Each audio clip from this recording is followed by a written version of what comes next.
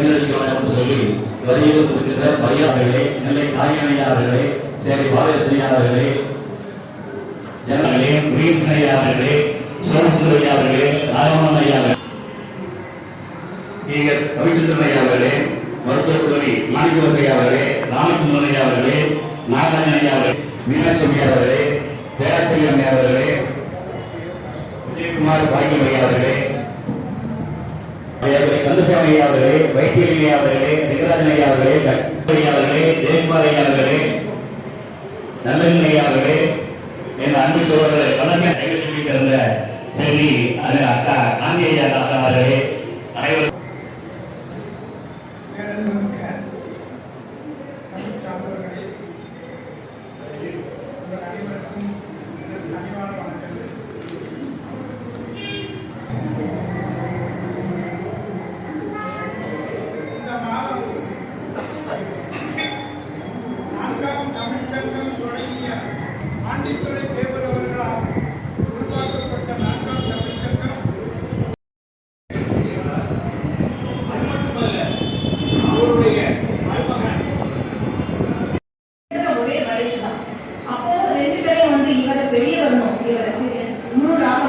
சிறியவர்களும் பாகுபடுத்தி பார்த்ததா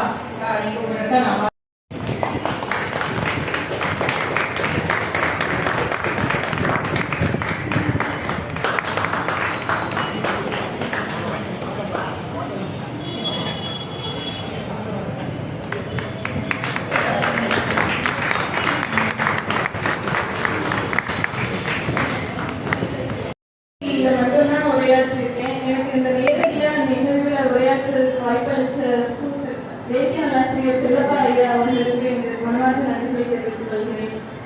ஆதித்த வம்சத்தில் ஆதவனின் பெயரை தன்மையை கொண்டு கதிரவனின் கதிர்வீச்சாய் செயலில் ஏற்படும் வீச்சோடு தினகரன் போல ஒளிபொருந்திய தகப்படும் மகனும் அருணோதயமாகிய இத்திங்களின் இனிய செவ்வாயின் மதி வேளையிலே பருதியின் புலம் பொருந்திய பெரியோர்களின் ஆசையோடு ஆதித்தனின் அற்காலத்தை அகிலமறிய ஒளித்திரவே தம் முழக்க பேரவையிலே மாலையிலே பூத்துள்ளேன் மாணவியாய் சான்றோர்கள் நிறைந்த அவையிலே நாம் வளர்க்குடி.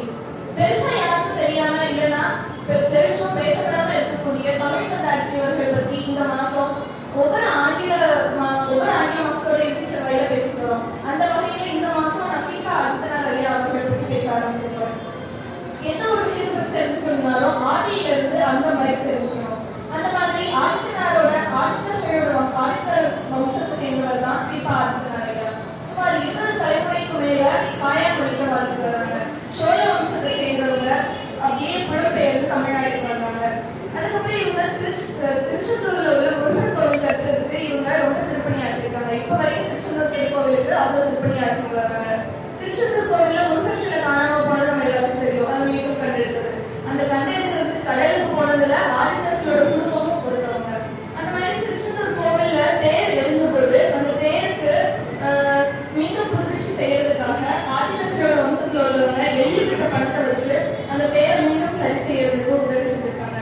இந்த மாதிரி இந்து மட்டும் இல்ல, இஸ்லாமியா அப்படின்னு எந்த திருப்பணிகள்னாலும் அந்த காலத்துல இருந்து அவங்களோட மக்கள் பேருங்க எல்லாரும் அவங்களால முடிஞ்ச அளவுல அதிகமான அளவுக்கு திருப்பணி செஞ்சுட்டு வராங்க.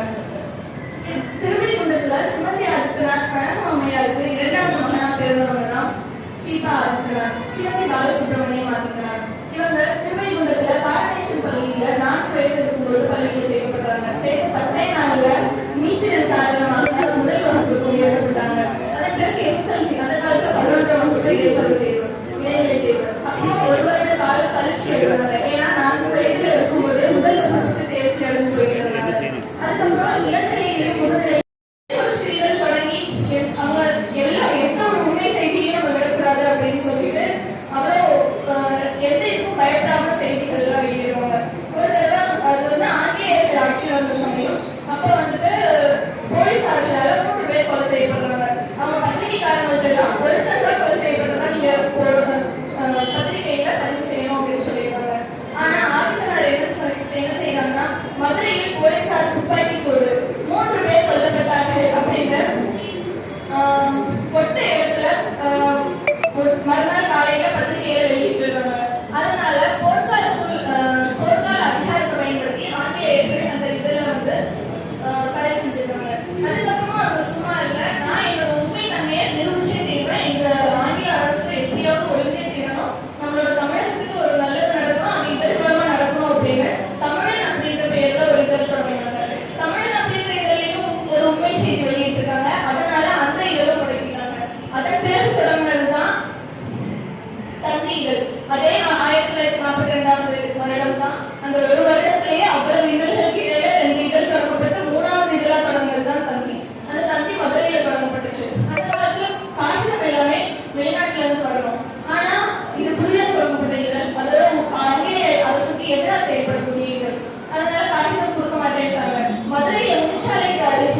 வைக்கோலை அரைச்சு அந்த காகிதத்தை கூழாக்கி அதுல காகிதம் செஞ்சு அந்த இதுல ஒரு பத்திரிகையை வச்சு அது மூலமா பத்திரிகை வெளியிட்டு வந்தாங்க. மழை நேரத்துல காயாது, அது கஷ்டப்பட்டு காய வச்சு அதுக்கப்புறம் அது காகிதமாக்கி பத்திரிகை அடிச்சு இதோ இந்திரர்களுக்கு இடையில தான் வெளியிட்டு போறாங்க.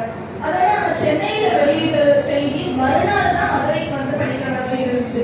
ஆனா ஆதித்தனார் நீங்க மதுரையிலேயே இதழ் நடத்துறதுனால சென்னை எங்க வந்துச்சு அங்கேயும் இன்னைக்கே படிச்சுக்கிற மாதிரி இருந்துச்சு. அதனால யாருமே வந்து தகவல்கள்லாம் உடனே வந்து சேர்ந்துச்சு. அந்த மாதிரி காயாமொழியில தான் சீபா ஆதித்தனார் இருந்தாங்கன்னு பார்த்தோம் இல்லையா? அந்த காயாமொழி அப்படின்ற பேர் வச்சு சீபா ஆதித்தனார் வாழ்வோட பொருளை வந்து அறிஞ்சிக்கலாம். வற்றாத மொழி வளமும் இயற்கை வளமும் கொண்ட கிராமம் அப்படின்றதுதான் காயாமொழிக்கு பொருள்.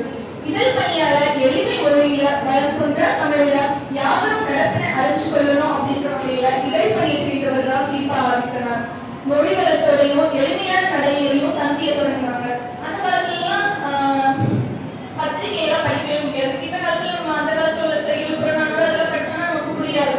அதுக்கு கீழே விளக்கத்தை படிச்சாதான் நமக்கு புரியும். அந்த மாதிரி பத்திரிகைகள்லாம் அவ்வளவு ரொம்ப புலமை வாய்ந்தவர்களாக மட்டும்தான் படிச்சுக்க முடியும். ஆனா சாதாரண பாமர மக்களும் படிக்கணும் அப்படின்றதுனால 7 to 8 எழுத்துக்களுக்குள்ளதான் இருக்கணும் ஒரு சொல். 2-3 சொற்கள் எல்லாம் சேர்த்து ஒரு சொல்ல ஆகக்கூடாது அப்படின்னு சொல்லிட்டு ரொம்ப எளிமையான நடையில சீபா ஆதித்தனார் பத்திரிகைகள் பண்ணிட்டு வந்தாங்க. மணிப்பிரபால நடை அப்படிங்கிறது அந்த காலத்துல இருந்துச்சு. அதாவது சமஸ்கிருதமும் தமிழும் கலந்து எழுதக்கூடிய நடைமுறை. அதனால மக்கள் எல்லாம் படிக்கிறதுக்கு ரொம்ப கஷ்டப்பட்டாங்க. அதுலயும் அந்த காலத்துல எழுத்தறிவு 10% தான் இருந்துச்சு.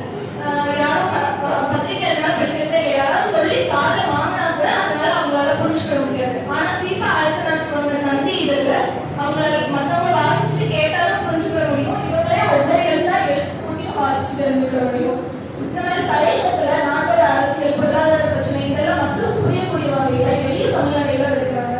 மக்களாட்சியில ஆட்சியாளரே தேர்ந்தெடுக்கக்கூடிய பத்திரிகையா தந்தி இருக்கு.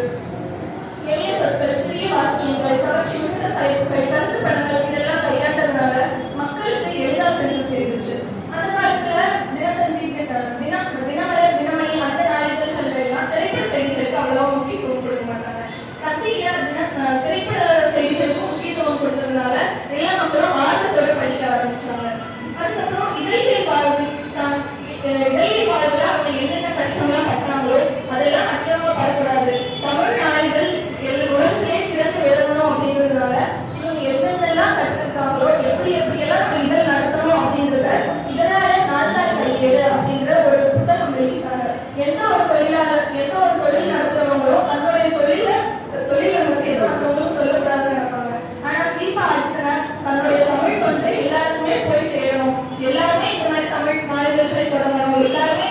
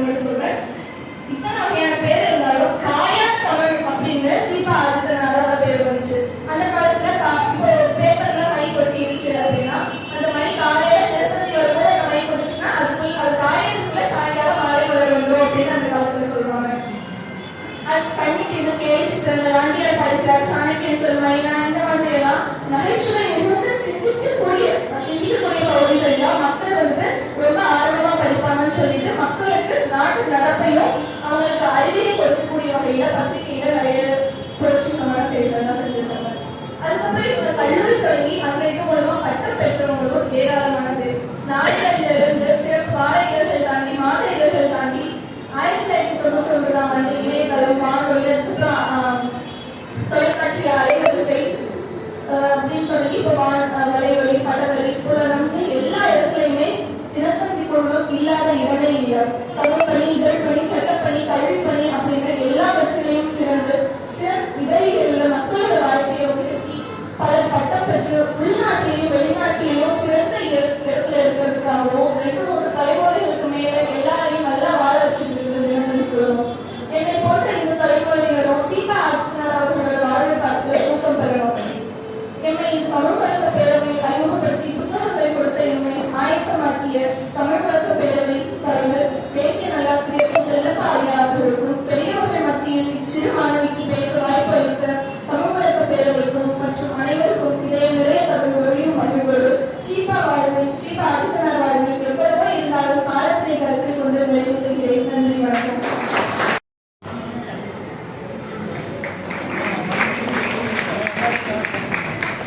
எப்படா ஏறி ஏறி ஏறி அங்கே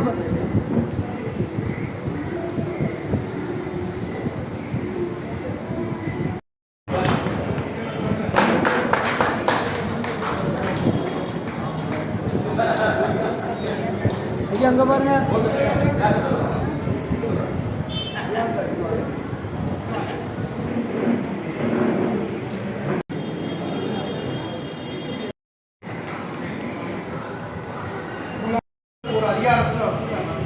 ஒரு அதிகாரத்தை நான் ஒரு நாள் பேசுறேன்.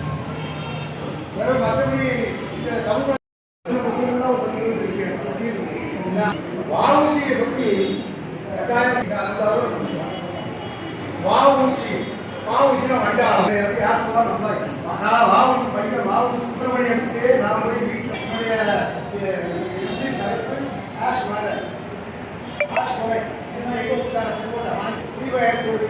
இப்படி ஒரு வரலாற்றுக்குள்ள மாற்றுறாங்க. வாவுசியுடைய வரலாறே 1910 அவரு திருவள்ளுவர் குறளை உரையுடன் அறிந்து பாராயணம் செய்தல் வேண்டும். 1330 திருக்குறளையும் பொருளுடன் உணர்ந்திராத தமிழர் முத்த பிறந்த முனிவரே ஆயினாய், என்னை பெற்ற தந்தையே ஆயினும், யான் பெற்ற மக்களே ஆயினும், யான் அவரை பூர்த்தியாக மதிப்பதும் இல்லை, நேசிப்பதும் இல்லை. 1910 சொல்றாரு. இதோட வாவுசியுடைய தமிழ் பத்திரிகை சொல்லணும். அது கப்பலோடைய தமிழ் அப்படின்னு சொல்லியே இது அதனால கப்பல் அவர்தான் இது பண்ணிட்டாங்க. அவருடைய தமிழ் அவர் எழுதிய கட்டுரைகள் எந்தெந்த வருஷம் என்னென்ன எழுதினாரு எல்லா டீட்டெயில்ஸ் இருக்கு. இது வந்து இந்த பிஎஸ்சி அண்ணா பண்ணியிருக்காங்க. இது ஒரு அப்சாக்ட். இது 170 பக்கம் எழுதலாம், 1500 பக்கம் மேலே எழுத முடியும். அது ஒரு அப்சாக்ட். அவ்வளோதான். நன்றி, வணக்கம்.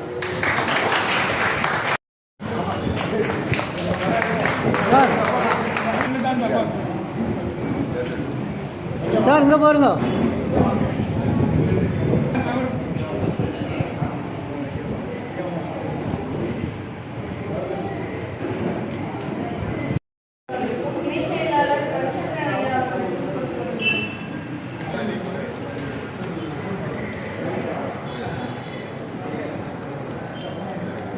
சால்வை பண்ணுறேன். சால்வை துண்டை பண்ணுங்க. ஓகே. ஓகே.